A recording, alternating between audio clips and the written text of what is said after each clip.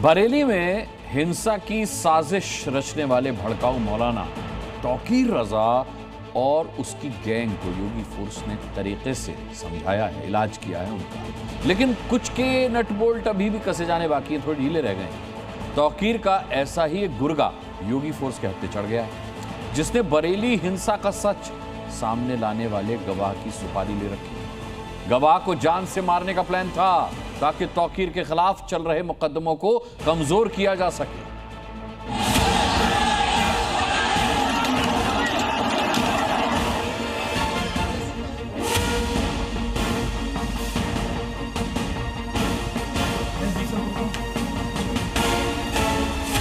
उसने बताया कि उसे फिरौती के कुछ पैसे एडवांस में भी मिले थे। बरेली हिंसा के चश्मदीद को जान का खतरा, जेल से कौन रच रहा है साजिश, तौकीर के निशाने पर बरेली हिंसा का गवाह।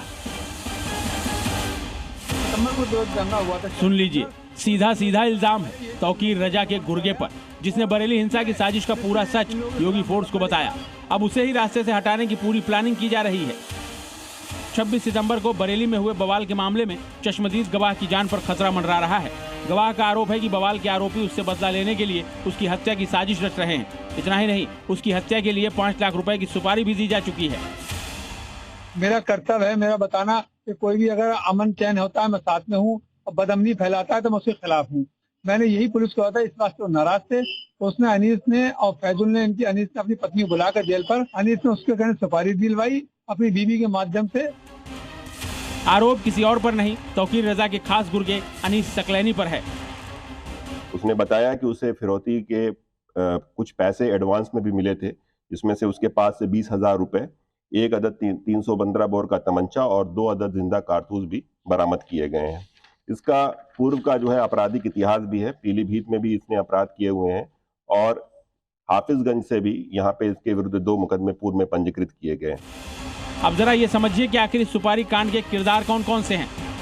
पीड़ित ने आरोप लगाया है कि मौलाना तौकीर रजा का गुर्गा अनीस सकलैनी इसकी पूरी साजिश रच रहा है और उसके बेटे अदनान ने पीलीभीत के बदमाश फुकरान को उसकी हत्या के लिए 5 लाख रुपए की सुपारी दे दी है।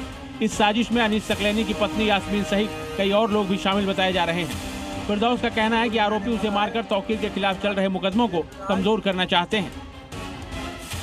मुझे सूचना इस तरीके से मिली, सकलैन नगर में एक भूरा तुत्तल नाम का आदमी है, फहीम नाम का, उसने मुझे सूचना दी कि एक शूटर फुरकान नाम का एक शूटर आया हुआ है और वो आपको तलाश रहा है, आपकी तरफ कई बार राउंड लेकर आ गया है। तो मुझे फिक्र हुई, तुरंत मैंने उनसे पूछा। रात को 11:30 ने फोन किया था, सुबह को दोनों लोग आए। धमकी के बाद से फिरदौस और उसका परिवार डर के साए में जी रहा है। हालांकि सुपारी लेने वाला सुपारी किलर पुलिस के शिकंजे में आ चुका है। ब्यूरो रिपोर्ट, जी मीडिया। कहीं साजिश की जा रही है तो कहीं जान तक ली जा रही है। जमीनी विवाद को लेकर के बुलंदशहर में 2 गुट आपस में भिड़ गए और इस भिड़ंत में बुलंदशहर के पूर्व विधायक के भतीजे की हत्या कर दी गई। इस हत्याकांड के बाद पूरे इलाके में हड़कंप मच गया। सैकड़ों की तादाद में भाईजान अस्पताल के बाहर इकट्ठा हो गए। अब सवाल यह है कि योगी राज में भाईजान से खूनी गैंग वॉर किसने की और अब उन हत्यारों के खिलाफ योगी आखिर क्या एक्शन लेंगे, देखिए।